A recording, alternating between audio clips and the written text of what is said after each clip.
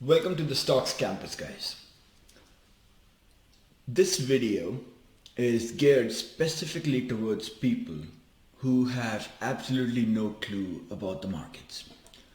It's geared such that you can be brought up to speed at the fastest pace possible. I am making it simply because there was a lot of demand within the Stocks Campus where many new students would come in and would feel a bit lost. So I decided to put it all in one video, like a rapid fire answering of all kinds of questions that the beginners might have. And there will be a lot of information. So if you ever feel lost or if you feel like you're missing some of the basics, just come back to this video and get an idea.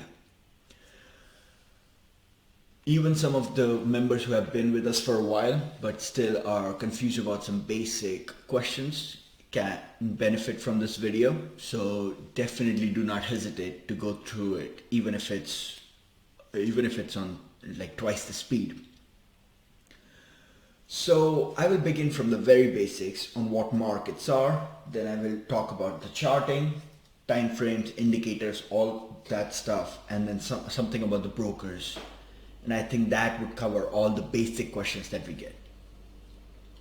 So let's start with what are markets?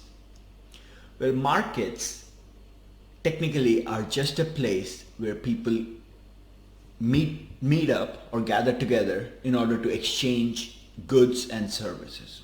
That's what a market is. You have someone who has something to offer and then another person who wants that, and they come together in order to exchange goods or services. For the longest time, people had to meet at one place in order to take advantage of these markets.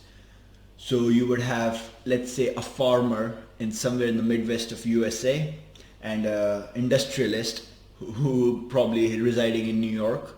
They would come together in the Chicago Mercantile Exchange and exchange and make a trade for the stuff that the farmer is growing, right? Like you would have to physically be at a place in order to trade. Now, internet has changed that. With the internet, we can trade from anywhere, from our houses, literally, because we are connected to the exchange through the internet. What kind of markets are there? There are multiple kinds of markets. You have stocks. If you don't know what stocks are, let me define it really quick. Most of the companies that you see around the world, they started out as a private company. It was one person or two people or a family building a company higher. At some point, either they need to grow faster or they need capital in one way or the other. And they decide to sell a part of the company to public. That part that they would sell to the public in the public market, they would call shares. That's a share of the company. And the other name that's been given to that is stocks. So when you're literally buying stocks of a company, you're buying a part of the company. You are an owner of that company. That's what stocks are. Bonds are giving money to the governments in order to loaning money to the government in order to get some interest back and hopefully your principal at the end of the bond. You have currency markets where you exchange one currency for another. You have commodity markets where you exchange metals, agricultural stuff.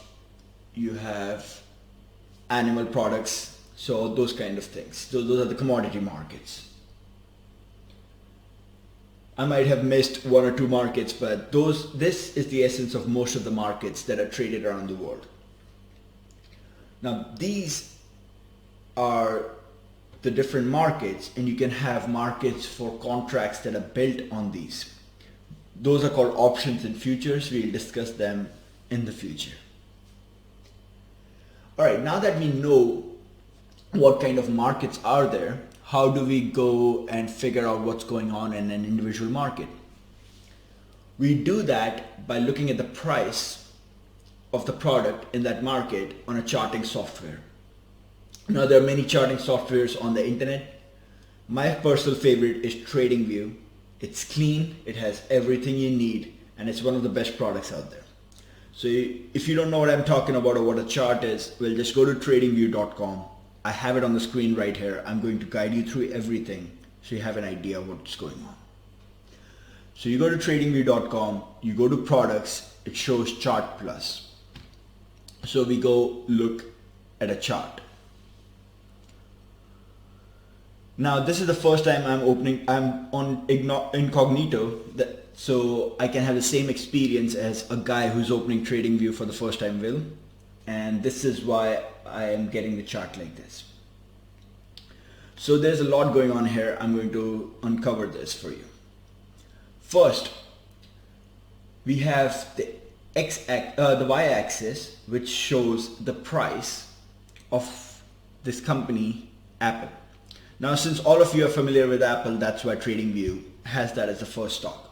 So the stock is Apple, and on the y-axis we have the price of the stock of Apple. On the x-axis we have the time. Right? In October the price of Apple was around 140.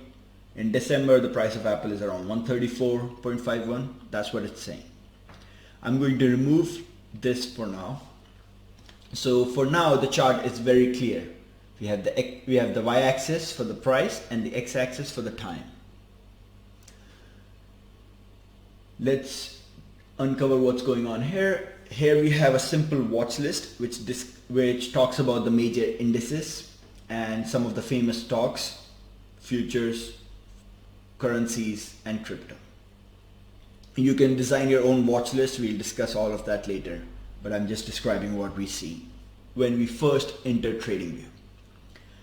Now you might be wondering what this chart is, right? Like, what are these lines on the chart that describe the price? So let's delve into that. Each one of these is called a candlestick. So each one of these lines that you see, a red or a green one, is a candlestick. And since we are on the daily time frame, each candlestick represents the price action of one day. For example, the candlestick I am on right now is Wednesday, November 9th, 2022. So it represents the price action we saw on that day. The way you can change the time frame is by going and clicking on this right here, the D, and you can change the time frame to 1 week, 1 month, 1 hour, whatever you like. What that will do is change the chart such that each candlestick shows the price action of the time frame you're looking for. So now I'm on 1 hour chart. Each candlestick shows the action on the 1 hour time frame. Alright, let's go back to the daily chart. Let me explain what a candlestick is. So I already mentioned the candlestick here on the daily chart is showing you the price action of one day. How do you read that price action? Well, it shows 4 things. Where the price opened on that day, where the price closed on that day, what's the high of that day, and what was the lowest price traded on that day. So let's continue with this example. Let me choose a different candlestick which has all 4 of these. Alright, this one is very clean. So let's look at Wednesday, November 30, 2022. On this day, price opened at 141.40. To know those exact numbers, you can always look up here. O is the open, H is the high, L is the low, C is the close. So it opened at 141.40, which is right here at the bottom where the solid body of the candlestick starts. It closed at 148.03, which is where the solid body of the candle stops. Because price rose that day, the candlestick is green. Since the open is less than the close, the candlestick is green. The high of that day is 148.72. That's the extension you see from the solid body of the candle. You have the solid body of the candle and you have these smaller lines that are called wicks. The extension goes to the high of the day, which was 148.72. And the extension lower goes to the low of the day, which was 140.55. So the edge of this candlestick, right, wicks plus body included, that's the range of the high and the low of the day. The solid part of the candlestick, the solid body, the thicker part, that defines the difference between the open and close. I hope that clarifies it. I'm going to, the reason, as I said, the reason I did incognito was so that I get an experience of how a new member would, but looks like they're asking me to join for free. Anyways, I'm gonna go to a regular TradingView account then. Now that you have an idea of how a new member would see it, I'm going to see how I have my chart set up.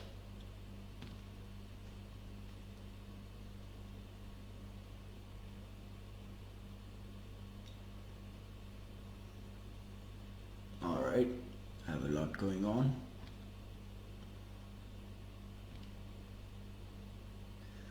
I'm going to make this chart just as clean as the other one. Give me 1 second. Let's go back to Apple. All right. Let's go back to the daily time frame.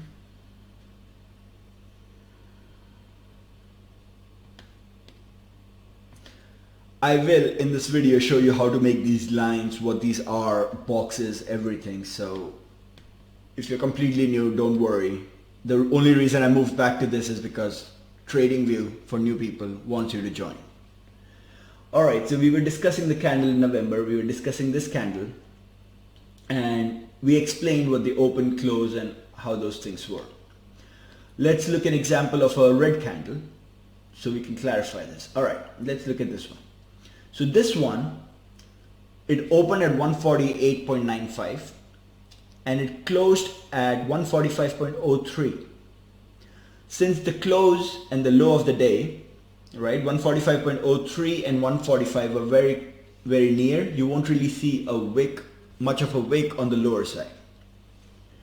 So you have the open at 148.95 and close at 145.03. Since the close is below the open, the candlestick is red. Now the high of the day was 152.17. Now that's quite a difference from where the price opened. That's why you have a higher wick on the upper side, but nothing on the lower side. So now I think it should be clear what the wick on a candlestick is versus the solid body and what really a candlestick is. I think that should clarify it all. Now you have different kind of candlesticks and they do give some information on what to expect for price next, especially when they are at important levels. I will discuss that in a future video. I'm getting ahead of myself for now.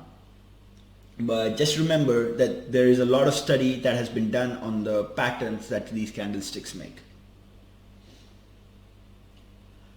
We already discussed the time frames. Now let's discuss indicators. So far what we have on this chart is simply price and the time on the x-axis.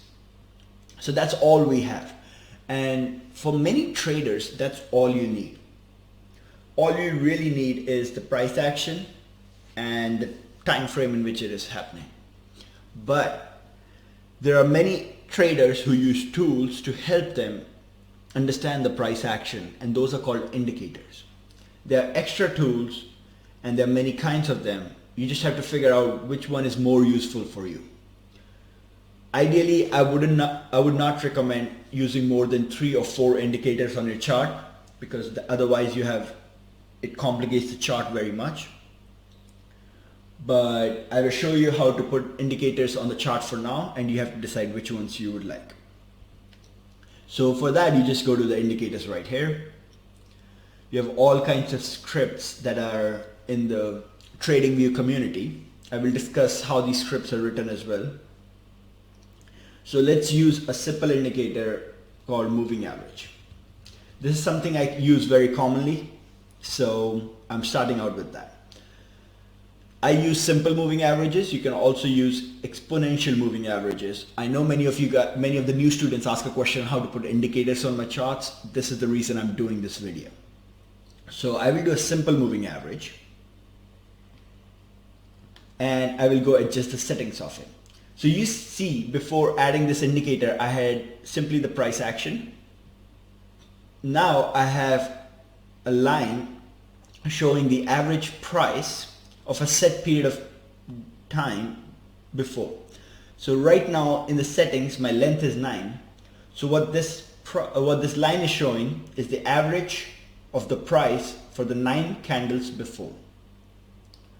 On the daily chart, so 9 days of action shows the average price there. You can change those settings. I use 9 and 50. So what I would do is I would add another moving average and change the length to 50. So let me do that right now so you guys see how to set up my chart like that. Alright, back to moving average. We change the color and the setting of this one. So we go to 50, and I will change the style as well. So I would rather have it a different color. Let's say yellow, a bit thicker, and voila. So the 50-day moving average, it's the average price of the action of the last 50 days. If you change the time frame, the moving average price would change, because then it would be talking about the average of the action of the last 50 candles. So if you're on the hourly time frame, this line shows the average price of the last 50 hours of action. This one, the blue one, would show the average price of the last 9 hours of action. So based on the time frame, your moving average would be different.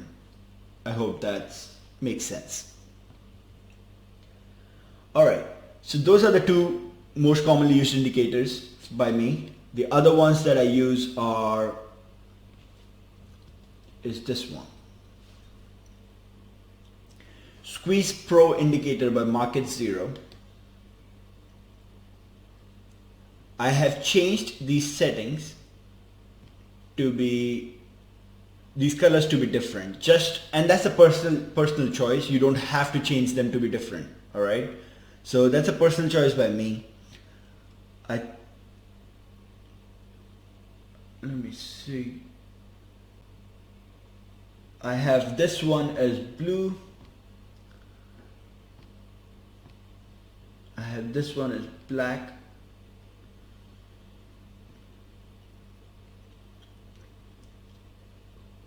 Red.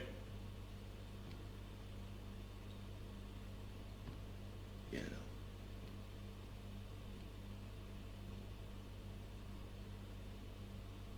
Okay, I changed these settings simply because I have difficulty differentiating between blue and green colors. So I changed that for my personal needs. But you can change based on your needs. And if you don't know what this indicator is all about, because I'm not going to explain Squeeze Pro right now, I have a tutorial video on it that comes later in the course, simply because I use this indicator quite a bit. In that tutorial video, you will also have the right color combination that I use. Anyways, so now you guys know how to add indicators and what indicators are. And let's look at some drawing tools, because I use those quite a bit in the charts as well. So when you go to the left in this section, Trendline Tools, you will find many ways to draw lines on the chart. That helps you draw trend lines, horizontal lines, all kinds of things. So let me start with, I'm going to remove the moving averages for now, but I hope you get the idea. Let's start with a trend line. What is a trend line? A trend line is a directional line up or down that shows a moving trend. The way it does that is by connecting the bottom, the lows of the trend. So for example, if you look at this trend line, you see we connect the different bottoms, and it shows that the price is going higher high and higher low. So we connected the lows and we defined the trend. Once that trend broke, based on the trend line breaking, we went back, almost retested the trend line, and then just dropped. But once we broke below this trend line, it was clear that the trend has broken. So this is how trend lines are used. You can draw it. Let me show you how I drew it. I drew it by going here, selecting trend line, clicking first on one low, then clicking again on another low, making sure that the line connects the different lows. And once I did that, voila, I had it. So play around with it, experiment with it, and you will have an idea. Let me draw another one.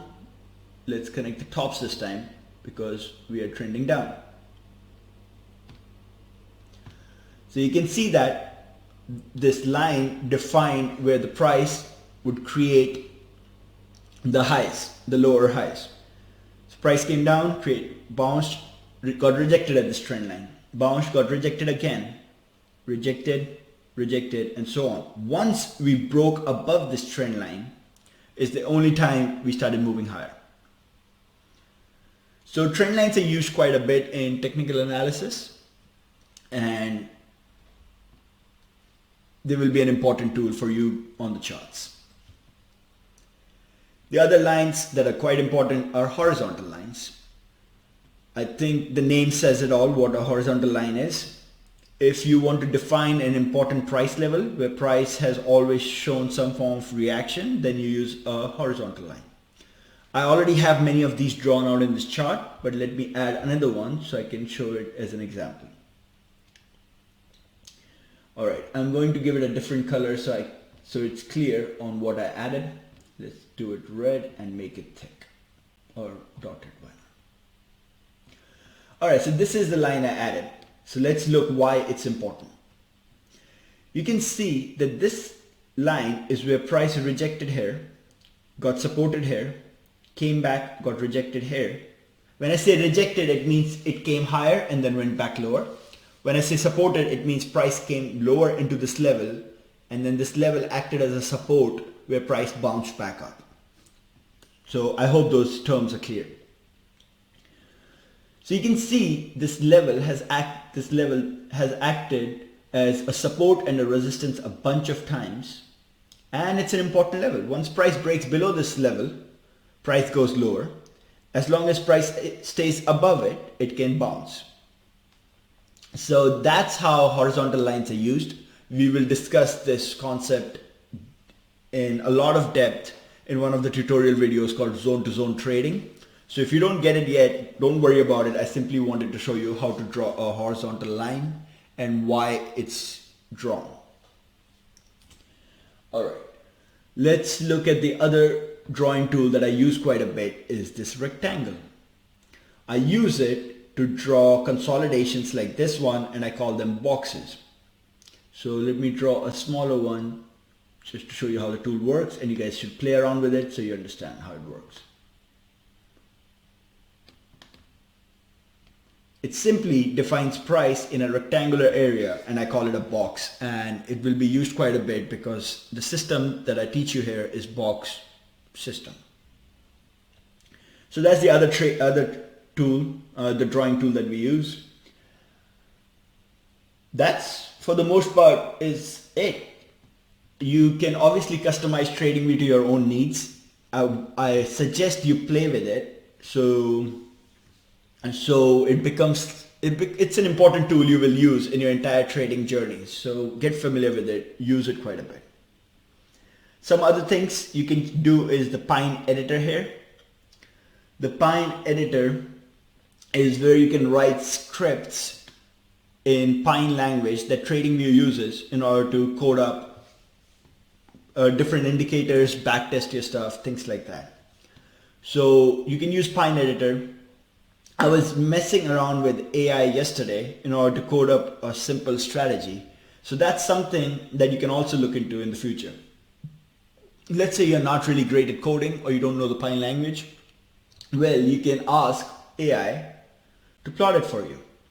So I went into chat.openai.com, and let's say I will ask it to code up an indicator for me right now.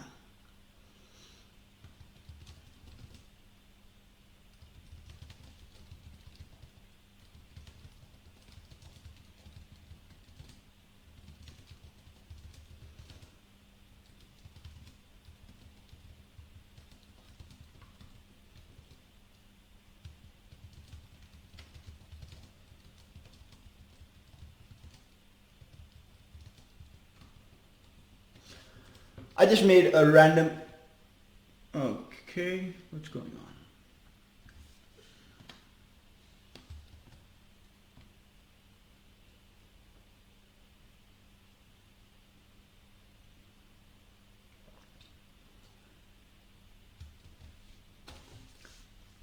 So I simply made up a random strategy and I'm asking AI to code it for me. Let's see how it works out.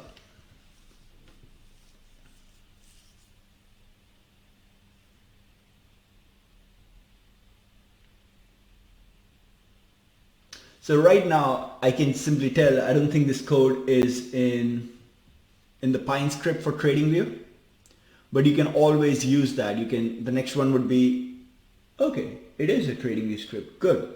Can be backtested using historical data, and now you just have a strategy that you can backtest. So this is something to keep in mind. I'm putting it in the intro video so you guys can look at the possibilities that are out there, especially with AI joining our ranks of humans. I think trading will become a lot more of a fair field with the options available now. But anyways, you can code up your strategy in the editor here. You can use AI to make simple code for you, or make it as complex as you want. You will just simply have to interact with the AI longer. Then you go to the strategy tester, you load up your strategy that you made and you test it out.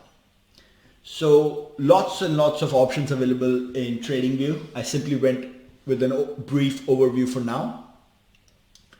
Look into it, get familiar with it. It's going to be used in your entire trading journey. So the next thing we will discuss are the brokers.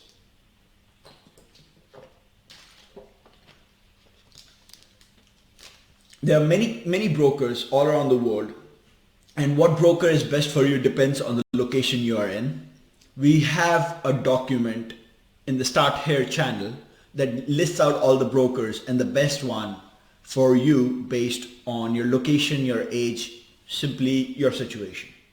So go through that folder because that's the best resource in order to find the best broker for you.